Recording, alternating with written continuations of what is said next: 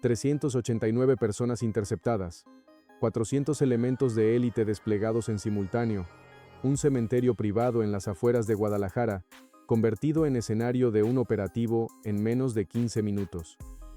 Y en el centro de todo aquello, el ataúd de Nemesio Ceguera Cervantes, el Mencho, el hombre que durante más de una década fue considerado el líder más buscado de México, el fundador del grupo Jalisco Nueva Generación, la figura que puso en jaque a las fuerzas federales durante años.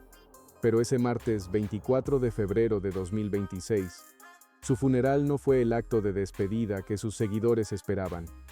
Fue una trampa que se cerró sobre ellos con una precisión que todavía no termina de asimilarse. Quiero que piensen en esto por un momento. No estamos hablando de un operativo en el monte, en una brecha rural donde nadie mira. Estamos hablando de un cementerio privado con capilla, con flores, con asistentes vestidos de negro, con coronas rojas y blancas que costaron más que el salario mensual de la mayoría de los mexicanos. Un lugar que en teoría debía pasar desapercibido, que estaba diseñado para guardar silencio. Y sin embargo, a las 13 horas en punto, ese silencio se rompió de una manera que nadie ahí adentro va a olvidar jamás. Lo que pasó ese día no fue improvisado, no fue una reacción, fue una decisión calculada, firmada desde el centro de mando, avalada por inteligencia que llevaba semanas construyéndose, pieza por pieza, nombre por nombre, coordenada por coordenada.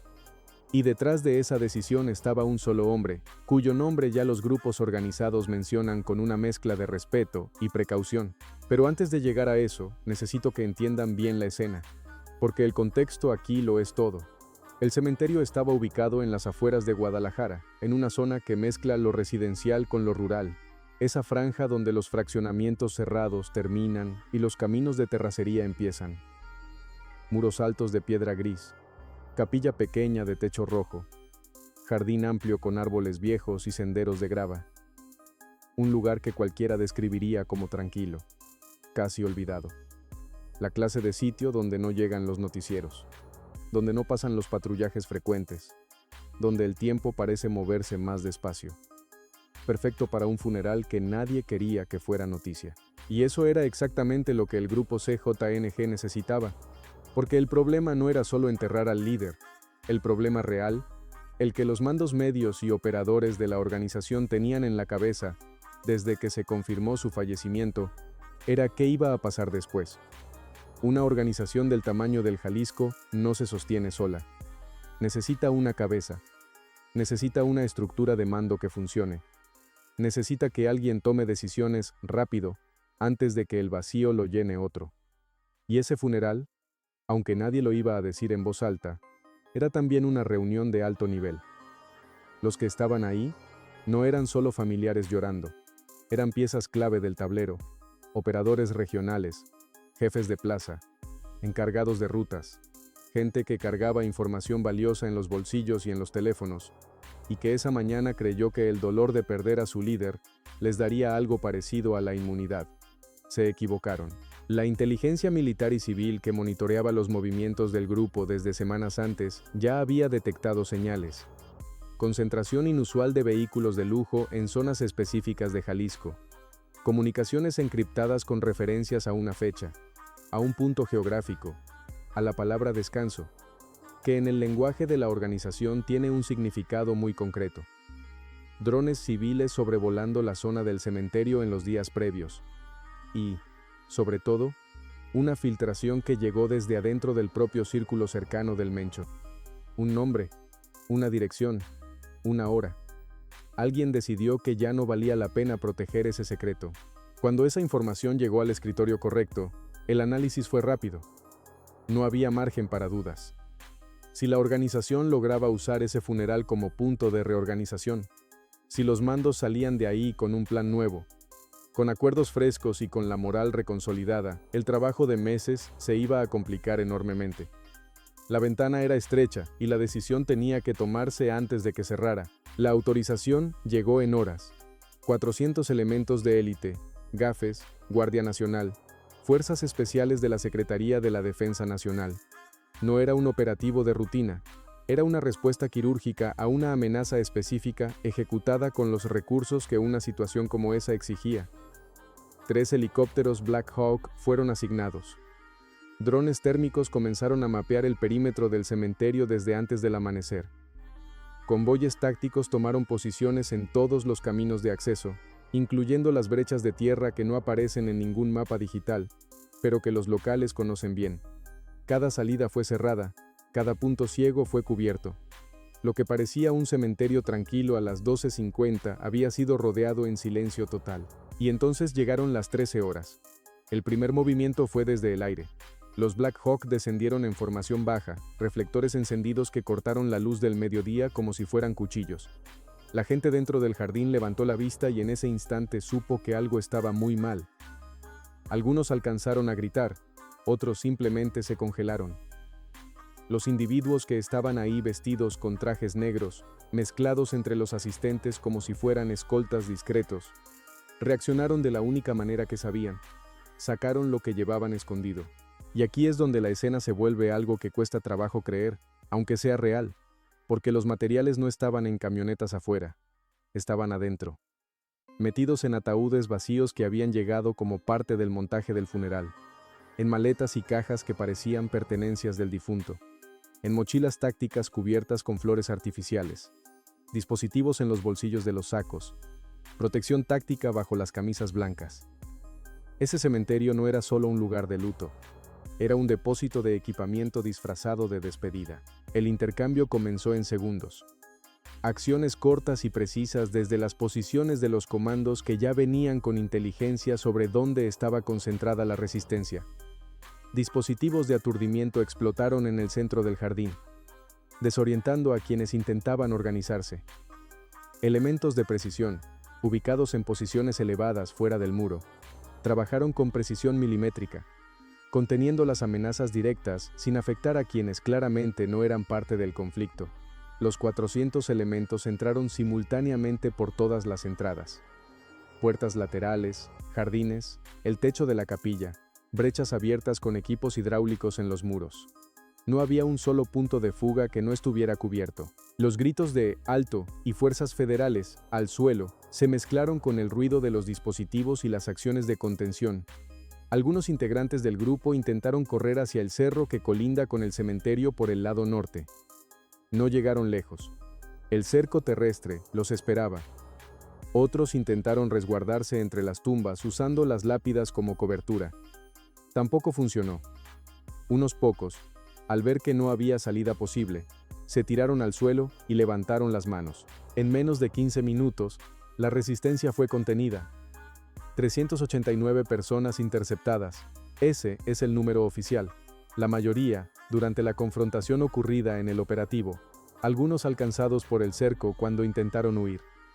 Los que se rindieron fueron detenidos de inmediato para interrogatorio. El cementerio quedó como una imagen que va a costar tiempo borrar de la memoria. Ataúdes volcados, coronas de flores destrozadas, humo flotando entre las tumbas viejas, reflectores federales encendidos en plena luz del día, cintas amarillas marcando el perímetro de lo que ya era una escena de proporciones históricas. Antes de continuar quiero pedirles algo. Si están siguiendo esto y no están suscritos todavía, háganlo ahorita. Activen también la campanita para que les llegue notificación cada que sube contenido nuevo. Lo que viene en este video todavía no ha terminado, y lo que viene después de este video va a ser igual de importante. No se lo quieran perder. Durante esos 15 minutos, hubo momentos que nadie va a ver en el reporte oficial, pero que merecen ser contados, porque detrás de cada operativo hay personas, no solo estadísticas. Uno de los elementos de la Guardia Nacional, un joven de 22 años, originario de Zacatecas, al que sus compañeros llaman el Rana por la forma en que se mueve en terreno irregular, fue de los primeros en entrar por el techo de la capilla. Descendió por soga rápida, mientras debajo de él la situación aún estaba activa.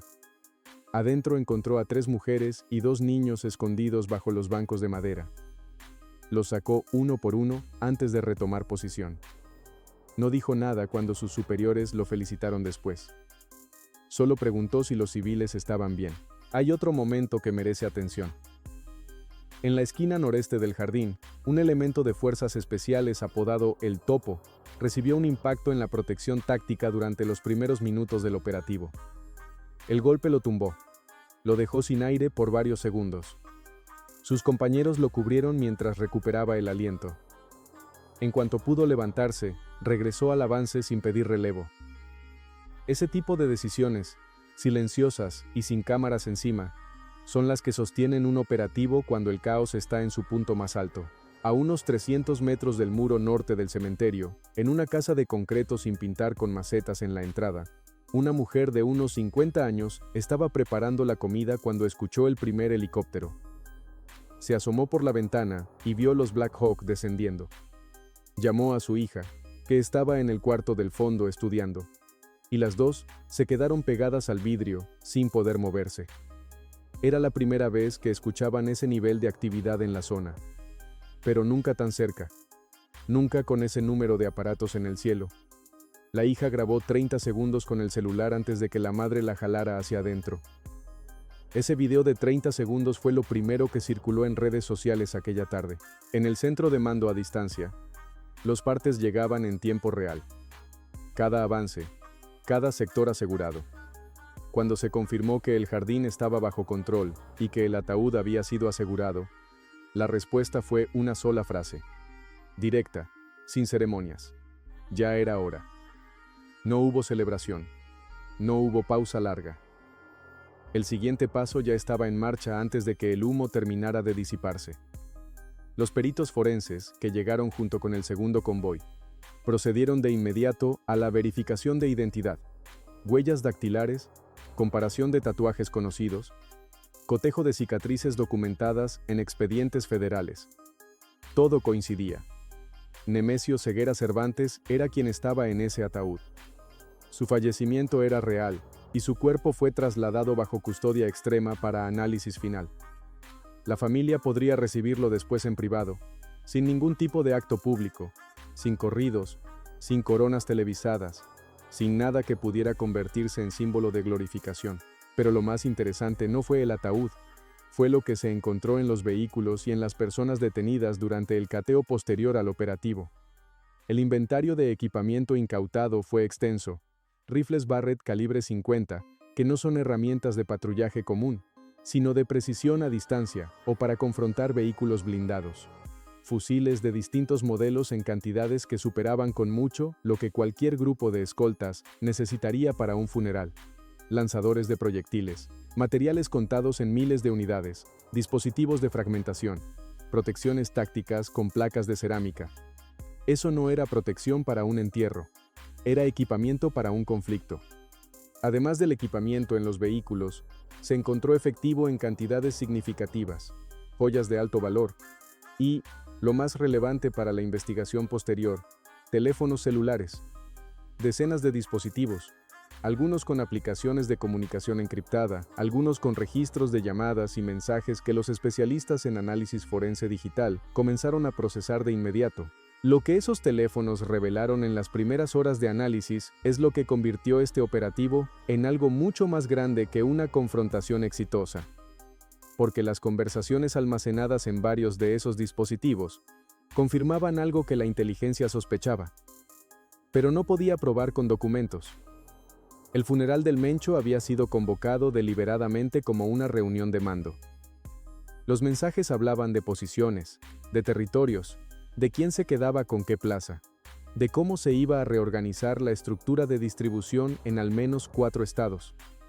Había nombres, alias, referencias a montos de dinero y acuerdos pendientes. Era, en términos prácticos, la minuta de una junta de directivos de la organización disfrazada de velorio. Uno de los teléfonos pertenecía a un operador financiero de mediano rango, cuyo nombre ya estaba en listas de seguimiento desde meses antes. En su dispositivo se encontraron transferencias recientes a cuentas en el extranjero, coordenadas de puntos de almacenamiento de efectivo en 2 estados diferentes y, lo que llamó más la atención de los analistas, una lista de contactos con al menos 3 números vinculados a líneas activas dentro de estructuras de gobierno municipal en Jalisco. Cuando esa información fue verificada y puesta sobre la mesa, la instrucción fue inmediata: aíslen los datos, aseguren las pruebas, No filtren nada hasta que esté cruzado y confirmado. Porque cuando los números de un celular de un operador de una red organizada aparecen junto a los de funcionarios en activo, eso deja de ser solo un caso de actividad organizada y se convierte en algo que tiene implicaciones mucho más amplias. La Fiscalía Especial para Delincuencia Organizada fue notificada en el transcurso de la tarde. Los protocolos de resguardo de evidencia digital fueron activados. Un equipo de especialistas en rastreo de flujos financieros fue convocado de urgencia. Y mientras el país todavía estaba procesando las primeras imágenes que circulaban en redes, las investigaciones derivadas de ese operativo ya estaban avanzando en paralelo, en silencio, sin cámaras. La frase que resumió todo aquello fue dicha con calma, sin subir el tono, sin dramatismo innecesario. Cuando los medios preguntaron por la decisión de irrumpir en el funeral, la respuesta fue directa. El Mencho no tenía derecho a un adiós tranquilo. Su organización generó presión durante años y lo intentó también en su muerte. 389 personas interceptadas. Ese fue el precio de querer convertir un entierro en un acto de poder. El grupo CJNG ya no existe como organización. Su legado terminó en operativos, detenciones y silencio. Esa frase tardó menos de 2 horas en volverse tendencia nacional. Si en este momento están viendo esto desde el teléfono o desde la computadora, les pido que se tomen 10 segundos y se suscriban al canal si todavía no lo han hecho. Lo que viene los próximos días sobre este tema va a ser mucho. No se quieran quedar sin contexto. El impacto territorial del operativo comenzó a sentirse antes de que terminara el día. En varias colonias de Guadalajara, donde el grupo mantenía presencia activa, los puntos de cobro simplemente desaparecieron.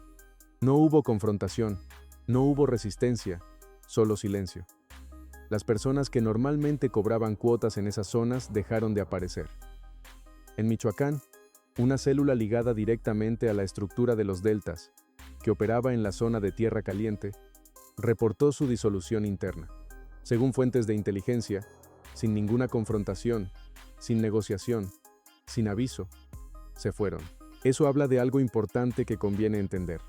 Cuando cae un líder de ese nivel y, encima, el intento de reagruparse falla de manera tan contundente, el efecto sobre las estructuras medias y bajas es devastador. No es solo precaución, es desorientación. Estas personas dependen de una cadena de mando para saber qué hacer, cuándo moverse, cómo reaccionar. Cuando esa cadena se rompe en su eslabón más alto y el intento de repararla termina con casi 400 interceptados en 15 minutos, el mensaje que llega hacia abajo es muy claro. No hay estructura que resista esto. Pero hay una pregunta que no se puede ignorar y que varios analistas ya están haciendo en voz alta. ¿Cómo supo el Estado exactamente dónde y cuándo iba a hacer ese funeral? La discreción con que el grupo CJNG manejó los detalles del entierro fue notable. No hubo anuncios públicos, no hubo convocatoria abierta, no hubo comunicados.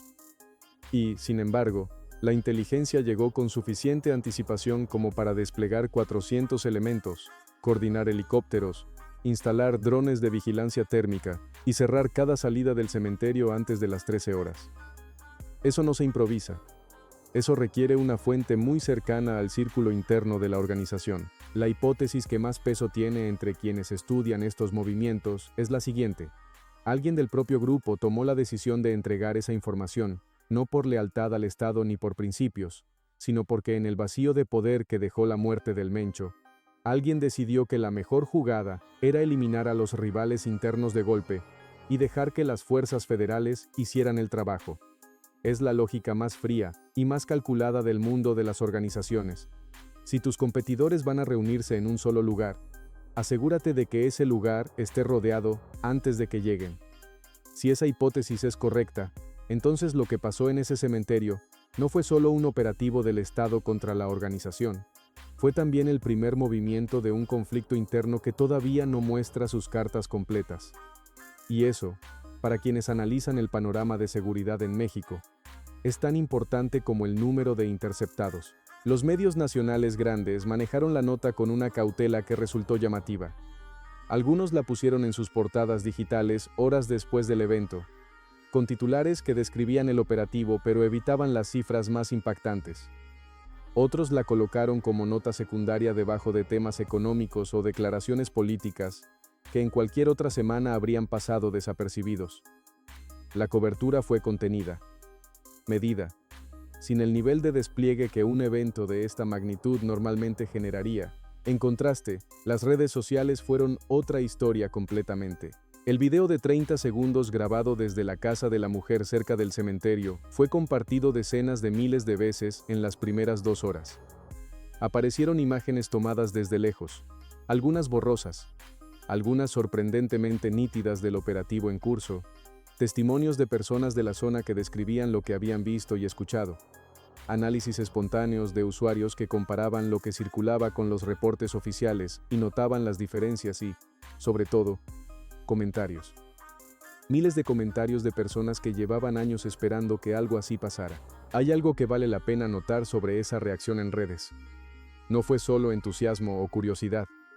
Había una capa de alivio genuino de gente que vive en estados donde el grupo ha operado durante años, que ha sentido el peso de esa presencia en sus comunidades, en sus negocios, en sus decisiones cotidianas. Para esa gente, las imágenes del cementerio acordonado y los helicópteros en el cielo no eran un espectáculo. Eran evidencia de algo que muchos habían dejado de creer posible. Claro que también había escepticismo. Comentarios que preguntaban si las cifras eran reales, si los detenidos serían procesados o liberados después, si esto tendría continuidad o sería otro operativo aislado que no cambia nada estructural. Esas preguntas no son irracionales. Tienen raíz en una historia larga de esperar resultados que no siempre llegaron, pero esta vez hay varios elementos que hacen que la situación sea diferente a otros momentos similares. El primero es la escala. 369 personas interceptadas en un solo operativo no es una cifra que se pueda ignorar o minimizar fácilmente. El segundo es la calidad de la inteligencia que lo hizo posible, que sugiere una infiltración de la organización a un nivel que hace varios años habría parecido imposible. El tercero es la velocidad con que se activaron los operativos derivados. En menos de 24 horas, 3 operativos adicionales fueron lanzados en distintos estados, usando información obtenida de los teléfonos y documentos incautados en el cementerio. Eso habla de una estructura de respuesta que está funcionando con una coordinación que no siempre ha sido la norma. El grupo CJNG no va a desaparecer de un día para otro. Eso sería ingenuo pensarlo. Las organizaciones de ese tamaño tienen capas, tienen reservas, tienen la capacidad de adaptarse y de reorganizarse. Ya ha pasado antes con otras organizaciones que recibieron golpes que parecían definitivos y encontraron la manera de seguir operando, aunque de forma más fragmentada y menos poderosa. Lo que sí cambió es el punto de partida desde el que la organización va a tener que reconstruirse. Ya no tiene a su fundador, ya no tiene a los 389 que estaban en ese cementerio, ya no tiene la información que fue extraída de esos teléfonos, y ya no tiene la sensación de que hay espacios donde puede moverse sin riesgo. El vacío que deja todo eso es real y es grande. Territorios que el grupo controlaba van a ser disputados. Rutas que eran exclusivas van a abrirse a negociación o a conflicto. Alianzas que dependían del peso y del nombre del Mencho van a ser renegociadas o rotas. Ese proceso de reorganización va a generar tensión y, en algunos casos, conflicto, no en el mismo nivel y no con la misma dirección que antes. Pero el mapa de seguridad en varios estados va a moverse en los próximos meses. Para las comunidades que han vivido bajo la sombra del grupo durante años, ese proceso de reconfiguración puede ser tan difícil como la situación que existía antes. O puede ser la apertura que permite recuperar espacios que parecían perdidos. Depende de qué tan rápido llegue la presencia del Estado a llenar esos espacios antes de que otro actor lo haga. Y ahí es donde la continuidad importa más que el golpe inicial. Un operativo de esta magnitud tiene valor enorme, pero su valor real se mide en lo que viene después. ¿Se mantiene la presión sobre las estructuras que quedaron activas? ¿Se procesan los detenidos con toda la fuerza de la ley? La información de esos teléfonos se convierte en más operativos, en más detenciones, en más rutas cerradas, o en algún momento la atención se dispersa y las células que sobrevivieron encuentran espacio para recuperarse. Esas son las preguntas que van a definir si el martes 24 de febrero de 2026 fue un punto de inflexión real o un capítulo impresionante dentro de una historia que sigue siendo larga y complicada. Lo que sí es claro desde ya es que ese día marcó algo. Un símbolo enorme cayó y no cayó solo. Cayeron casi 400 personas que creían que el luto y la lealtad al Mencho les daban algún tipo de protección. Cayó la idea de que hay espacios donde el Estado no llega. Cayó la certeza que muchos operadores de la organización tenían de que el caos que sigue a la muerte de un líder siempre trabaja a favor del grupo, y nunca del orden.